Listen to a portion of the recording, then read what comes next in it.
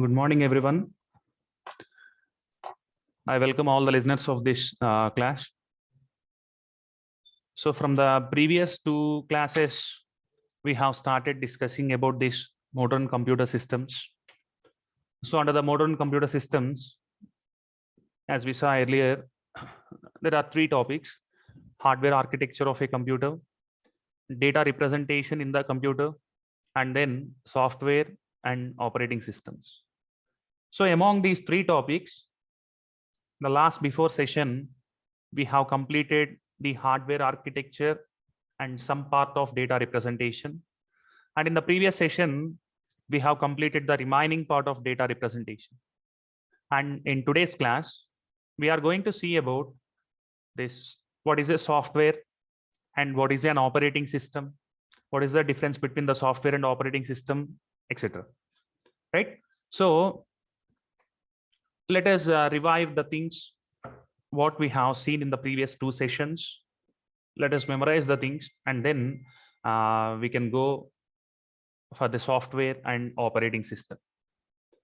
So here, under the hardware architecture, we have studied that a computer system is a combination of several units. Especially, these are the 5 units. That is the input, output, arithmetical, logical, control, and storage unit. So we have studied all the things and in-depth details of these units in the first session of modern computer system. And in the second session of modern computer system, we have studied how the data is represented in the computer systems. We have studied that the data can be represented in any of the three forms, that is by using a number system, bits and bytes, and text code. So number system is again divided into 4 categories: binary, octal, decimal, and hexadecimal. Binary means there are only 2 numbers, either 0 or 1. Octal means there are 7 digits, that is 8 digits from 0 to 7. Decimal means 0 to 9, and hexadecimal means 0 to 9 along with A to F characters, right? And at the same time, we have studied about the data representation in the form of bits and bytes. A bit is the smallest possible unit of data, and when we combine the 8 smallest possible units of data, then it will become 1 byte. And when we combine 1024 bytes, it will become 1 kilobyte. And when we combine 1024 KB, it will become 1 MB, and so on. When we combine 1024 Bronto bytes, it will be of 1 GOP byte. And then we have seen about the text coding. So text code is having multiple number of systems at present, but among all the systems, there are 4 important systems, right? These are the 4: EBCDIC, ASCII, extended ASCII, and Unicode. So we have studied about all these things in the previous session. So extended binary code, decimal interchange code, it consists of 256 symbols, which is of 8-bit code. And at the same time, ASCII, American Standard Code for Information Interchange, it is also of 8 bits. It was represented by using the decimal numbers from 0 to 127. And extended ASCII will represent the numbers from 128 to 255. So the things which were not covered in the ASCII are covered in the extended ASCII. And then there is one more thing called as Unicode. So under the Unicode, we have UTF-8, UTF-16, and UTF-32, where the UTF-8, each and everything will be represented in the form of 8 bits. And if everything is represented in the form of 16 bits, then it comes under UTF-16. And if everything is represented in the form of 32 bits, it will come under UTF-32. So that is the Unicode. And then in today's session, we are going to discuss about the software and the types of softwares, right? So here, an instruction that tell a computer what to do is called as software. So software, it is not called as software. So instructions tells the computer what to do. So if you give certain instructions, then the computer will come to know what to do and what is the requirement of the user. So the definition of the software is it comprises the entire set of programs, procedures, and routines associated with the operation of a computer system, right? So it is a combination. A software is a combination of a set of programs, procedures, and routines associated with the operation of a computer system. So if you want your computer system to meet the requirements, then we have to combine certain programs. The programs may be of any programming language, or we have to combine certain procedures and routines. So the combination of the programs, procedures, and routines in order to achieve a task from the computer system is called as a software, right? So here, the computer software is mainly divided into two categories: system software and application software. I think they have written some mistake here. It is not system, it is application software.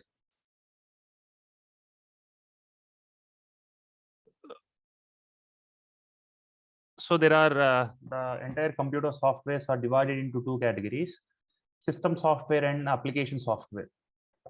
So under the system software, there are three categories of softwares. The first and most important thing is operating system, and the second one is driver softwares, or we can call them as device drivers, and then the third one is utility software. And the application softwares are divided into two categories: general purpose softwares and special purpose software. Coming to the operating system, an operating system is an interface between a computer user and computer hardware. So an operating system, we can call it as it is a mediator between an user and a computer hardware. So while dealing about the computer hardware, we have multiple number of hardware components such as keyboard, mouse, monitor, or different things inside the CPU. So here at the same time, this operating system will act as an interface, or will act as a mediator between the user and the hardware components. And then an operating system is a software which perform all basic tasks like. So there are some basic tasks which needed to be performed by the operating system. They are file management, memory management, process management, handling input and output, controlling the peripheral devices such as disk drivers and printers, etc. So here we can say this software is an interface between an user and the hardware. So software has certain responsibilities like management of files, management of memory, and then process management, handling input and output, etc. And at the same time, coming to the device driver, or we can call it as an driver software. So a device driver or a driver software is a computer program that operates or controls a particular type of device that is attached to the computer. So for example, for a computer, we have many things will be attached. For example, for computers, there are some speakers will be attached. So in order to get the voice, or in order to get the audio from the speakers, we need to have an audio device driver.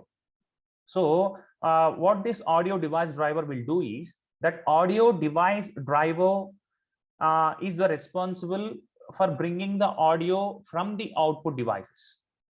So it will convert the things which are in the computer system. For example, if there is an audio file inside the computer system, so this device driver audio, this audio device driver will able to play that audio file over the. So finally, we can make a conclusion that this device driver is responsible, right? This device driver is responsible, or it will control a particular device which is attached to a computer. So if some audio devices are attached to a computer, right? So this device driver will control those audio devices, right? And then the third type of system software is utility software.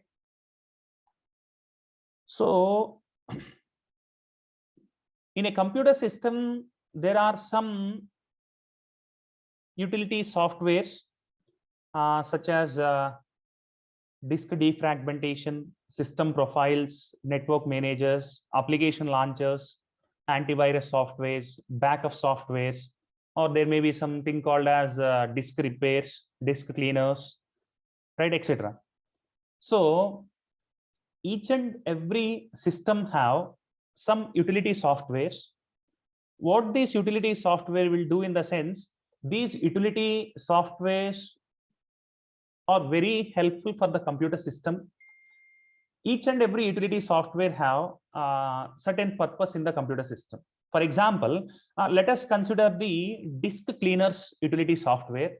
This disk cleaner utility software is used to delete all the unnecessary things, or the things which are temporary on the disk. So by deleting such type of things, the computer may get a little bit faster. Coming to the disk defragmentation utility software, this disk defragmentation utility software will keep all the things which are stored in a disk on one side of the disk. For example, if you store a movie, it will be stored at some place on the disk. If you store a image, and it will be placed at some place on the disk. So if you do disk fragmentation, all these things will be kept aside, so that the remaining memory will be used efficiently. So here, so the entire computer software is divided into two categories: system software and application software. Under the system software, we have three types of softwares: operating system, device drivers, and utility software, where the operating system will act as an interface between the computer user and the hardware components of a computer, and device driver will maintain communication with the respected device. Example, I have set the example of audio drivers. So those audio drivers will maintain the communication between the computer system and audio devices. And utility software, so each and every utility software inside the computer system will have certain responsibility. As I said, example, disk cleanup and disk defragmentation. So disk cleanup will remove the unnecessary files on the disk. Disk defragmentation will keep all the things on the disk aside, right? And coming to the application software, so this application software, under the application softwares, there are two types of softwares: general purpose softwares and special purpose softwares. Coming to the general purpose software, it is a type of application that can be used of a variety of tasks. So it is not limited to a particular function, right? So if there is a software, if that particular software is not limited to a one particular problem, so if that software can be used in any of the problems or any of the group of problems, we can call it as a general purpose software. For example, let us consider the Microsoft Word or Microsoft PowerPoint presentation or Microsoft Excel sheet. So you can use the Microsoft Word in anywhere. If you want to type something, or if you want to maintain some data, or if you want to have images, you can do anything with the Microsoft Word or Microsoft PowerPoint presentation and Microsoft Excel. So those things can be used in the educational institutions. Those things can be used in the home purpose. Those things can be used in any other computer. So such type of things are called as general purpose softwares. So the best example for this general purpose software is that Microsoft Word, Microsoft PowerPoint, and Microsoft Excel. So those things are not limited to a purpose. Those things can be used for any of the purposes, right? Coming to the second type of application softwares, these are special purpose softwares. So a special purpose software is a type of software which is created to execution of a special task or a specific task. So these things cannot be used for a multiple number of tasks. So these things can be used for a specific task. For example, a camera application on a phone. For example, let us consider a camera on a phone. So the camera is only used to take pictures, right? So some other examples are called as calculators, and for example, MP4 player. So that MP4 player can be used only to play MP4 files, and calculators, which are only used for calculations, or calendar. That calendar is used to display only the dates, time, month, etc., and it cannot be used as a general. So here, keep one thing in your mind. When you are discussing about general purpose software means, so the softwares which can be used for multiple number of purposes are called as general purpose software. And special purpose software means the software which can be used for a specific purpose. For example, you can consider Turbo C++. So when you are using the Turbo C++, you are able to do either C programs or C++ programs. Other than those two languages, we cannot do any other language. If you consider Edit++, so if you consider Edit++, so that Edit++, in that Edit++, we can do C programs, we can do C++, we can do Java, we can do HTML, we can do Python, Perl, Ruby, etc. So all the programming languages can be done in Edit++ software. But the thing what we have to do is we have to link the certain compiler to that Edit++ software. So if you link that compiler, you can do any program and you can compile that program, you can run that program, you can see the output of that program. So we can call this Edit++ as a general purpose software because it can be used in many ways. But if you consider Turbo C or Turbo C++, they can be only used to do C programs or C++ programs. So those are called as special purpose softwares, right? I think everyone is clear, right? Computer softwares are divided into two categories, system softwares and application softwares. Under the system softwares, we have operating system, device driver, and utility software. Operating system, it is an interface between the user and hardware. Utility software, it maintains the communication between the computer system and a specific hardware device.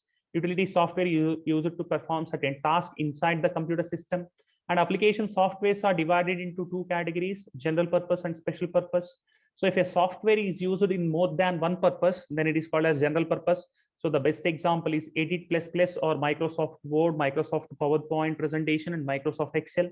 Special purpose softwares, these softwares can be used for only a single purpose, right? For example, let us consider a Turbo C compiler, which is used to do only C programs. We cannot do any other programming languages in Turbo C, right? So coming to the next one.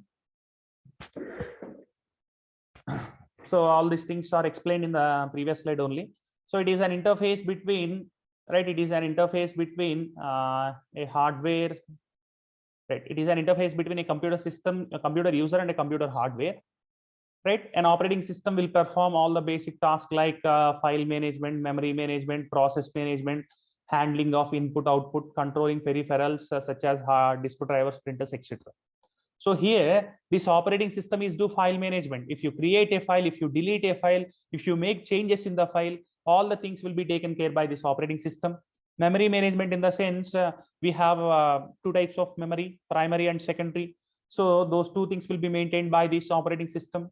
And process management means if you are playing a game and at the same time if you are listening an audio, or if you are doing some work on the computer system, all these things are called as process. All this process management will be taken care by this computer system, operating system. And then handling and input and output. So taking the input from the input devices and calculating the things and then giving the output to the output devices, everything will be taken care by this operating system. So the most popular some of the popular operating systems are Linux operating system, Windows operating system, and we have OS 400, AIZ, ZOS, etc. Right? So these are the most popular operating systems. So at present in our computer labs or in our laptops or any other things, most of the places till now we have visited, we are using Windows operating system. That may be a Windows 7, Windows 10, or Windows etc. And next one,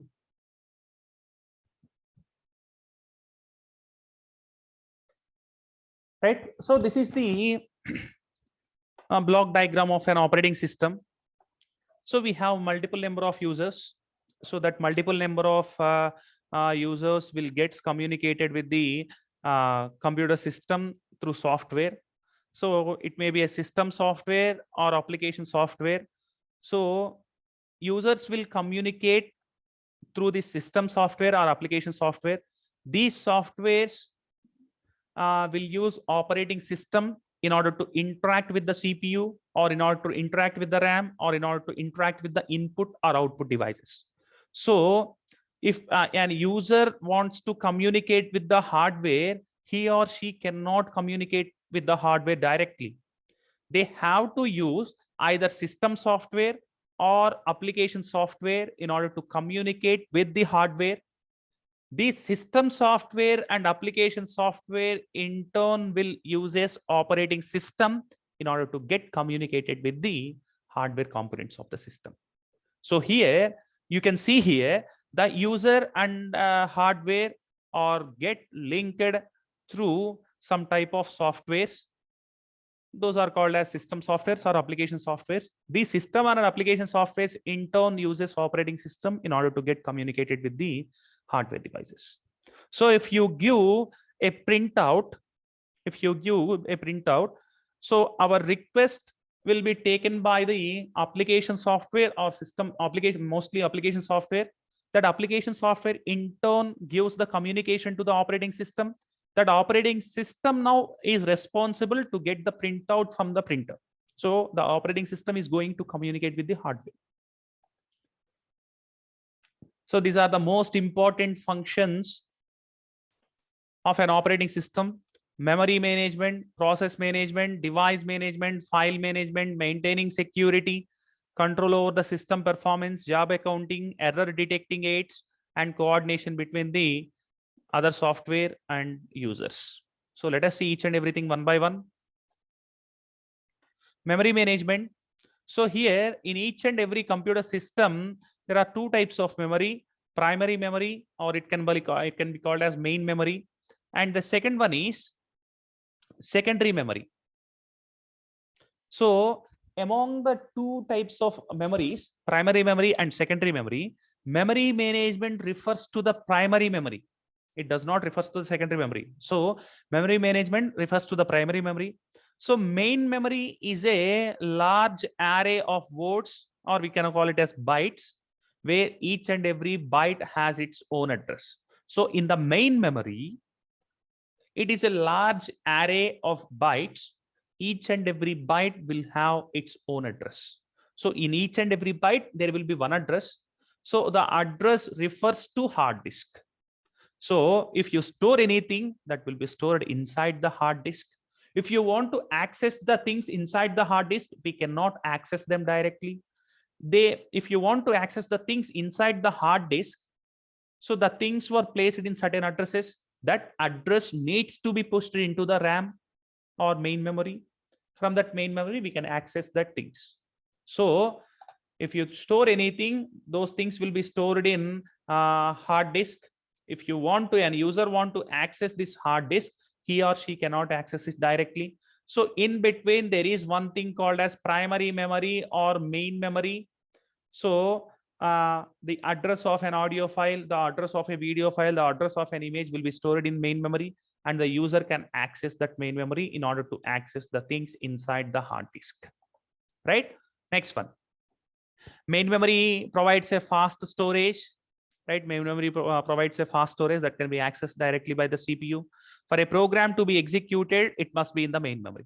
So if you want to execute a program, if you want to play a song, if you want to play a video, or if you want to look at an image, that should be placed in the main memory. Until and unless it is placed in the main memory, we cannot access it. Right? Next one. Memory management. So what this operating system will do is it keeps track of primary memory, that is what part of it are in use by whom and what part are not in use. So for example, it is a primary memory. So for example, this part was used by user number 1, this part was used by user number 2, and this part by user number 3, and this part by user number 4. So this operating system will keep track of what are the different parts in the RAM, or what are the different bytes in the RAM, and who are the people who are using those bytes, and what are the bytes which were empty in the RAM. All these things will be taken care by this operating system.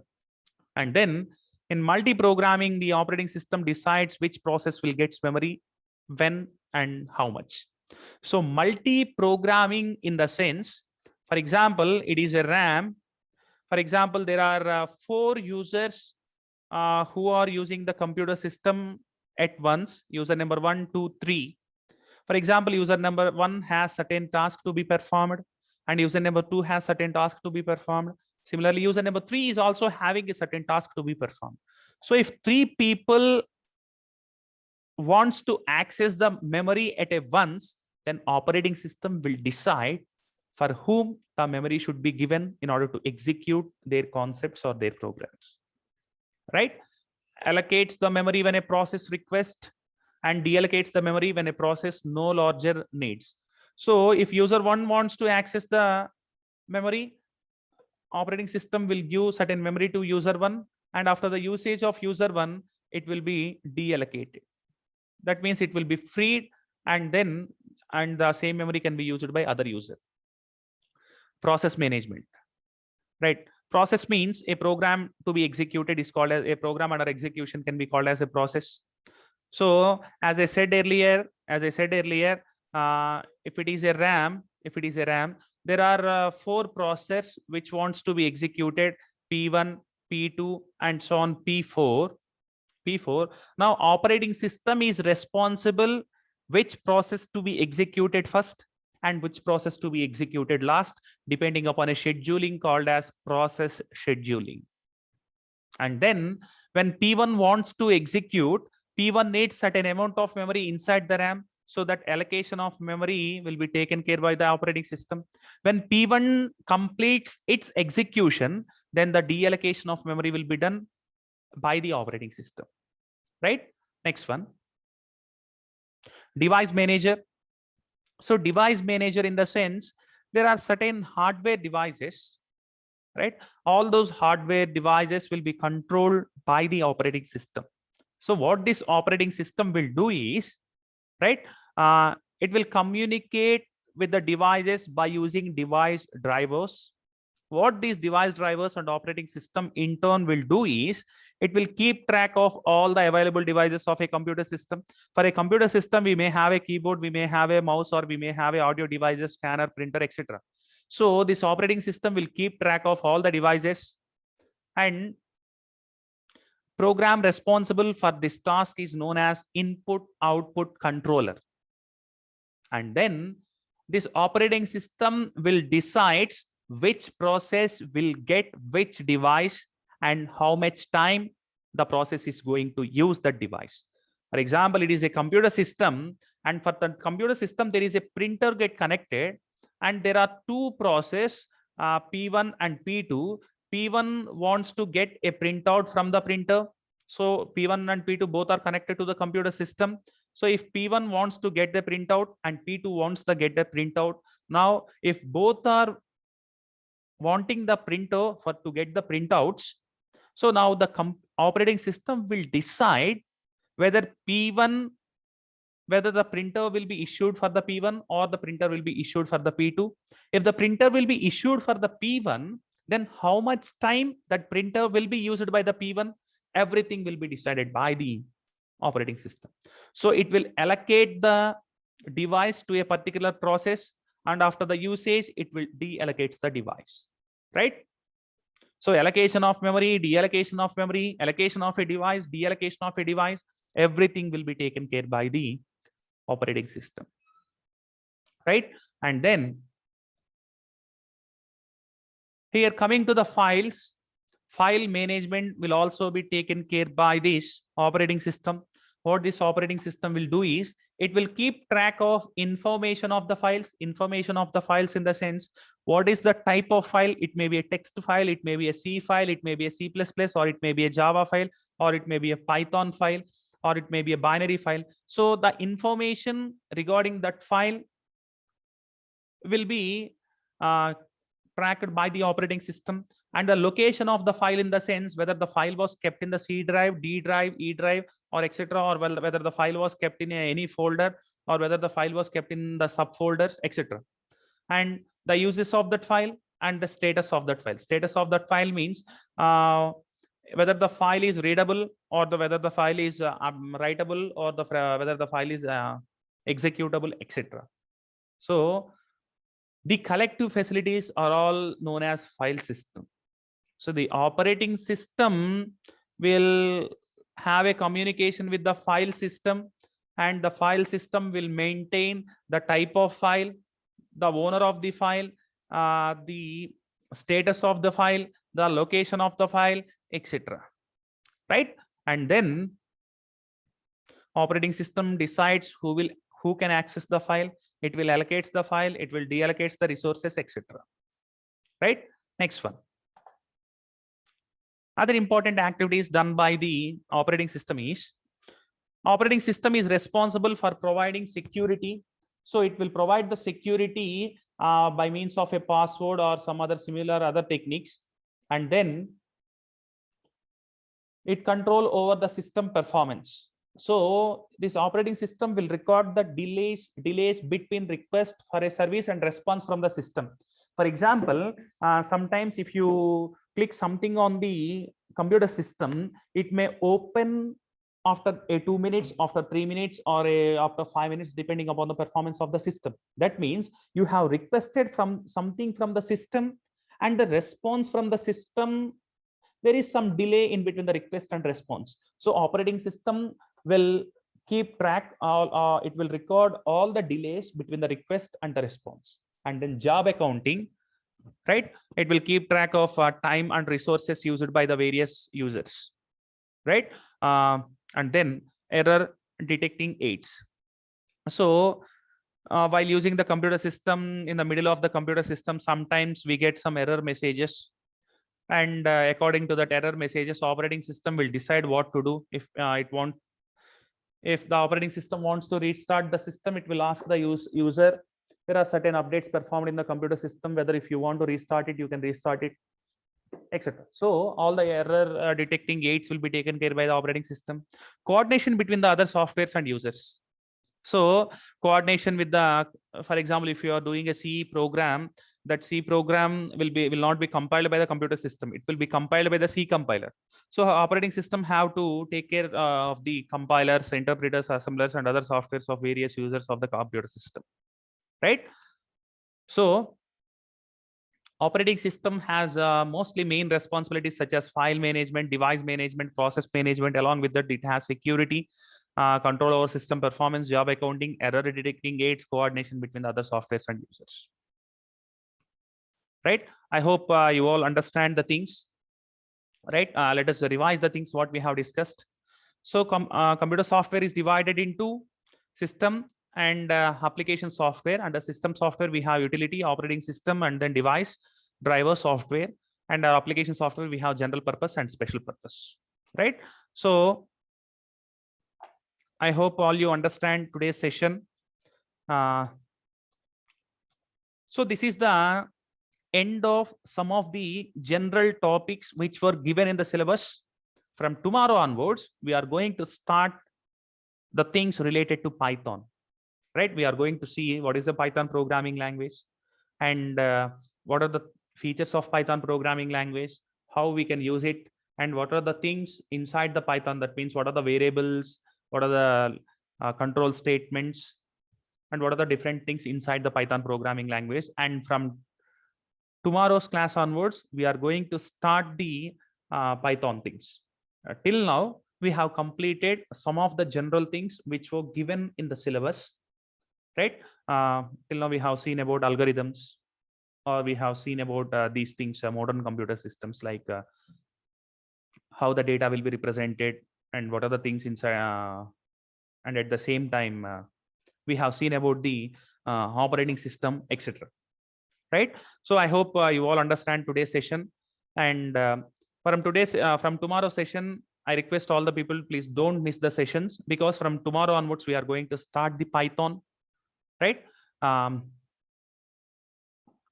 really thank each and every listener of this video for being here, and we will meet in the tomorrow session. Thank you all.